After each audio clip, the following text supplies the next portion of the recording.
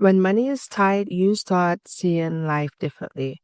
And we're in a period right now when some people's regular source of finances are on hold, and when money as a whole isn't getting us as much. I remember when I was in college, $150 would buy me groceries for 2 weeks to feed my mom and I. But times have changed, and what used to feel like normal spending now feels optional in terms of the subscriptions, the Starbucks runs every day. What used to feel urgent or important suddenly isn't. And sometimes it's humbling, but it can also be a turning point if you treat it like one. To develop smarter money habits. So today I want to share practical ways to handle your finances when money is tight. My first tip is get more productive by consuming less. The first thing I want you to understand is this: when your finances are tight, your attention becomes your currency. Scrolling TikTok, watching hauls, seeing everyone else level up, but you're feeling stuck, that doesn't it does something to your spirit. So this season isn't about consuming, it's about building. It's about preparing. You have to convert your frustrations or any frustrations you feel into momentum. When money is tight, many people don't even want to think about their situation. So it's easier to watch Netflix. But the problem is, if you don't think about it, you can't change it. Or it will take longer for you to get out of the situation. I remember years ago, I listened to a podcast and the title was Bored Choices. None of us want to be bored. We'd rather be entertained with our phones or go out. But if you're not bored or make bored choices and you're constantly entertained, you will look up like a year from now and your life is the same. You have to be able to focus, and focus sometimes means turning off the TV or not going out and being bored so you can think things through and think about what you need to change in your life and think about how you're going to go about these changes. Success isn't going to come from consumption or consuming too much. During this time, you need to actually be less distracted. Focus on improving your finances, whether it's getting a side gig or learning to do your hair or cook a meal, things like this. The second tip is list your essentials first. I say this with love. When money is tight, clarity is peace. Cut back or cut out what you don't need. Write down your must-haves: rent or mortgage, groceries, utilities, transportation, your phone bill. Um, Pay these. When money is tight, luxury is basically your peace of mind, knowing your bills are handled, not checking your bank account daily. Telling your kids, no, you can't have shoes. No, you can't get your hair done monthly. Things like this. My third tip is track every dollar you spend. Money does not disappear. If it feels like it's disappearing, it's because you're probably buying things here and there and it adds up. Coffee, Uber, snacks, hair products, food delivery. I see food delivery a lot because I live in a high rise. I even saw, I think it was Uber Eats, come with one bag from Dunkin' Donuts. It looked like it had one donut in it to deliver. We've become really lazy. And I say this because the Dunkin' Donut is literally a 5-minute walk from where I live.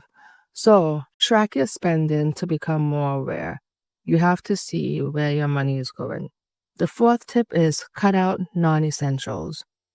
When money is tight, cut out what you don't need. It isn't forever.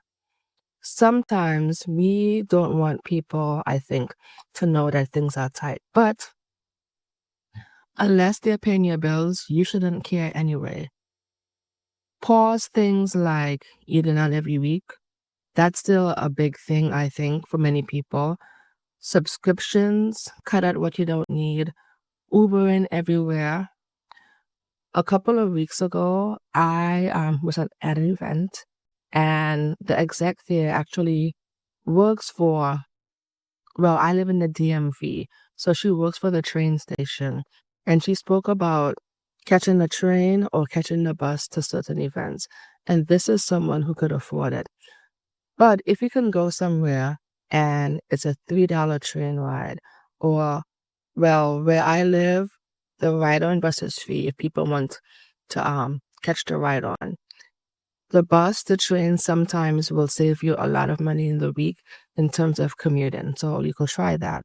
The fifth tip is cook more at home.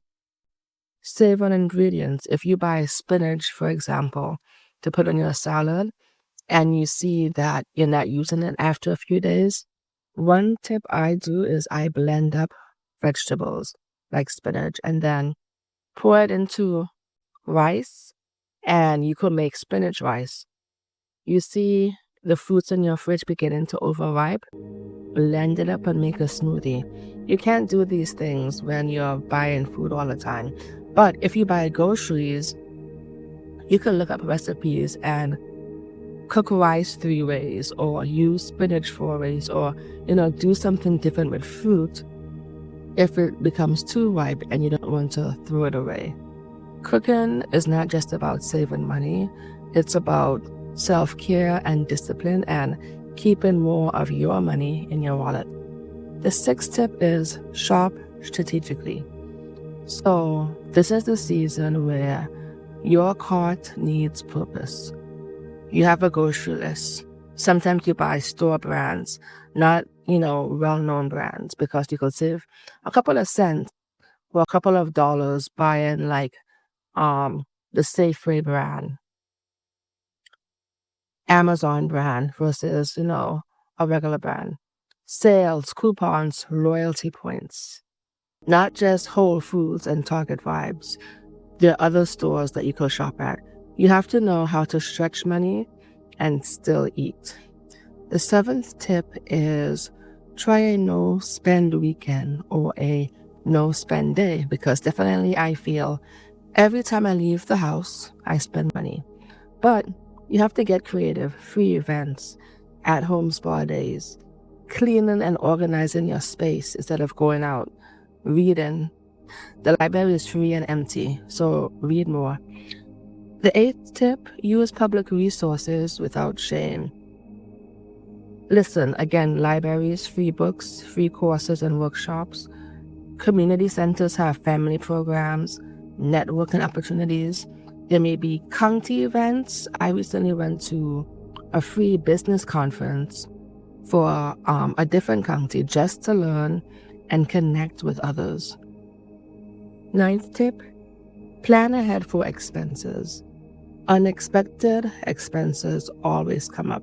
So save $20, $50, $100, whether it's weekly or monthly. Set aside something basically to buffer, and the little extra you don't touch at all.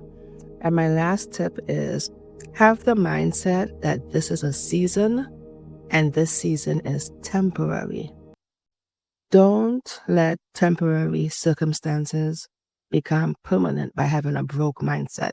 I think I'm hearing a lot of people, because of our current climate, feel stuck. But you cannot have a broken mindset, because we see this gap between rich and poor grow wider.